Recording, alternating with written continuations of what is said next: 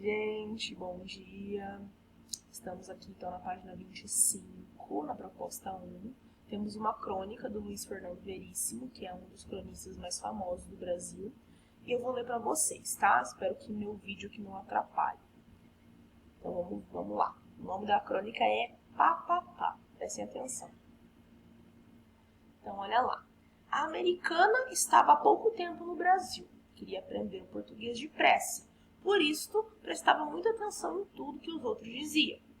Era daquelas americanas que prestam muita atenção. Achava curioso, por exemplo, o pois é.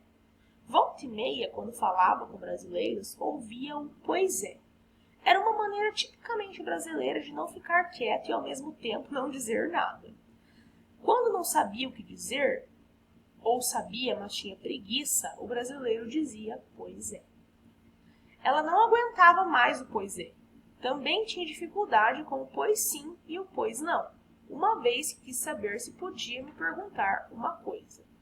Pois não, disse eu polidamente. É exatamente isso. O que quer dizer pois não? Bom, você me perguntou se podia fazer uma pergunta. Eu disse pois não. Quer dizer pode, esteja à vontade, estou ouvindo, estou às suas ordens. Em outras palavras, quer dizer sim. Então por que não se diz pois sim? Porque pois sim quer dizer não. O quê? Se você disser alguma coisa que não é verdade, com a qual eu não concordo, ou acho difícil de acreditar, eu digo pois sim. O que significa pois não? Sim, isto é, não. Porque pois não significa sim. Por quê? Porque o pois, no caso, dá sentido contrário, entende? Quando se diz pois não, está se dizendo que seria impossível, no caso, dizer não. Seria inconcebível dizer não. Eu dizer não aqui, ó. Onde? Nada, esquece. Já pois sim quer dizer ora, sim. Ora, se aceitar isso, ora, não me faça rir. Pois quer dizer ora. Minha gata, gente. Ah, mais ou menos. Que língua! Eu quase disse. E vocês que escrevem tough e dizem tough? Tough. Mas me contive. Afinal, as intenções dela eram boas. Queria aprender. Ela insistiu. Seria mais fácil não dizer o pois. Eu já estava com preguiça. Pois é. Não me diz pois é. Mas o que ela não entendia mesmo era o papapá. Qual o significado exato de papapá? Como é? Papapá. Pá e pá. Chovel. Aquele negócio que a gente pega assim e pá. Eu sei o que é, mas pá 3 vezes? Onde foi que você ouviu isso? É a coisa que eu mais ouço. Quando o brasileiro começa a contar histórias, sempre entra o papapá. Como que para ilustrar nossa conversa, chegou-se a nós providencialmente outro brasileiro, e um brasileiro com história. Eu estava ali agora mesmo tomando um cafezinho, quando chega o Túlio. Conversa vai, conversa vem, coisa e tal, papapá. Eu e a americana nos entreolhamos. Funciona como reticências, sugeri eu. Significa, na verdade, 3 pontinhos. Ponto, ponto, ponto. Mas por que pá e não pó, ou pi, ou pu, ou etc? Me controlei para não dizer. E o problema com os negros nos Estados Unidos? Ela continuou. E por que tem que ser 3 vezes? Por causa do ritmo? Nossa, gente. Olha só. Acho que agora vai dar certo. Ó, por causa do ritmo. Pá, pá, pá. Só pá, pá não dá. E por que pá? Porque, sei lá, disse didaticamente. O outro continuava sua história. História de brasileiro, o outro continuava sua história. História de brasileiro não se interrompe facilmente. E aí o Túlio, com um lenga-lenga, que vou te contar, porque pá, pá, pá. É uma expressão utilitária, intervim. Substitui várias palavras, no caso, toda a estranha história do Túlio, que levaria muito tempo para contar. Por apenas 3. É um símbolo de garrulice vazia que não merece ser reproduzida. São palavras que... Mas não são palavras, são barulhos, papapá. Pois é, disse eu.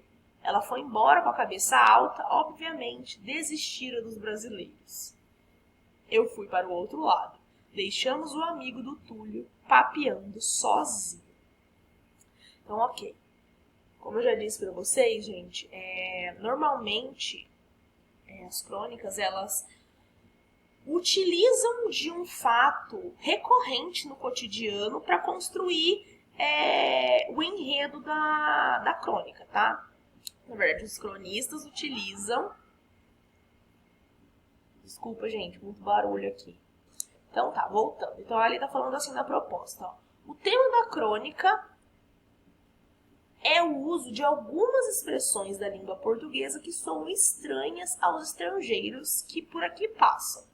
Possivelmente você também deve ter vivenciado uma situação de desconforto com alguma questão da língua.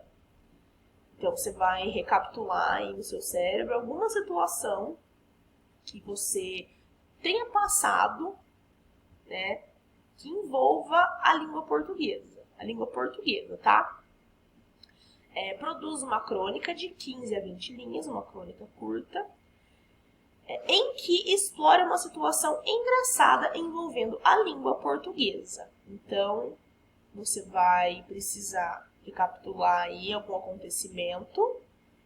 Pode ser tanto dentro da escola, em alguma aula de língua portuguesa, ou um fato que aconteceu com você isoladamente mesmo, tá?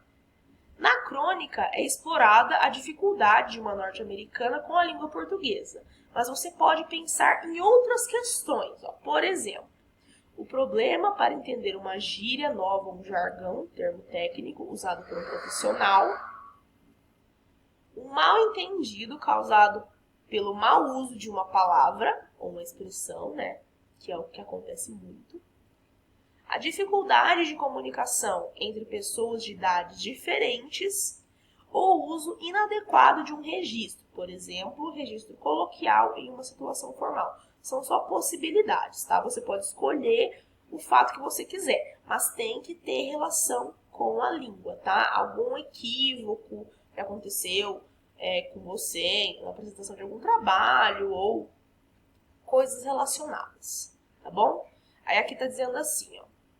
O planejamento, na verdade, a gente vai preencher, né, algumas questões sobre a crônica que a gente leu e você vai ter que decidir tudo isso, né, o tema da tua crônica, que vai ser referente à língua, mas você vai escolher o fato específico, tem que ter uma crítica, tá, nessa crônica, tá pedindo aí na proposta para ter humor, então tentem fazer de uma forma assim mais bem-humorada. O texto pode ser tanto em primeira quanto em terceira pessoa. O humor, né? A questão do humor, como eu disse. Os personagens, que as crônicas podem ter ou não personagens, né? E qual situação básica envolve os personagens. Aí você vai ter que pensar para escrever a tua crônica, tá bom? Então, pessoal, de 15 a 20 linhas. Peço que vocês me enviem uma foto até na terça-feira da semana que vem, tá? E a presença de vocês dessa aula vai ser depois atribuída, né, depois que vocês me enviarem essa crônica aí. Então, a crônica vai ser a validação da presença de vocês, tá? E vai valer como nota de produção textual também. Beleza? Fica assim então, galera. Beijão. Até a próxima aula.